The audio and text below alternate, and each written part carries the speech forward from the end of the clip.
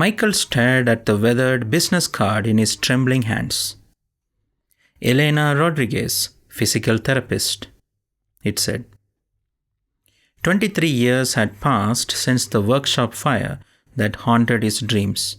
Yet here she sat across from him in the small cafe, her left arm bearing the scars of that terrible night.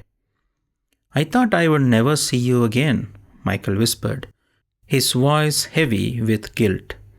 As a young electrician struggling with alcohol, his careless wiring had sparked the blaze that destroyed Elena's family's carpentry business and nearly claimed her life. Elena's eyes held no hatred, only a quiet strength forged through years of recovery. "I survived," she said simply, "but I needed closure."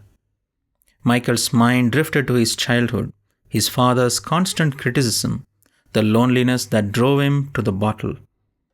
The fire wasn't just about negligence, it was about a wounded boy who became a broken man. "Can you ever forgive me?" Michael asked, tears streaming down his face. Elena reached across the table with her scarred hand. "Forgiveness isn't about erasing pain. It's about choosing healing over hatred." That evening, Michael finally understood.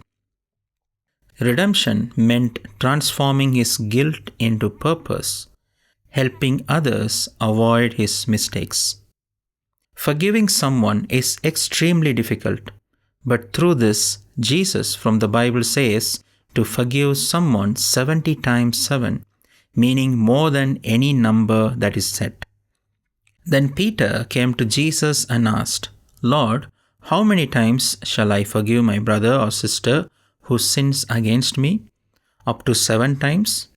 Jesus answered, "I tell you, not 7 times, but 77 times."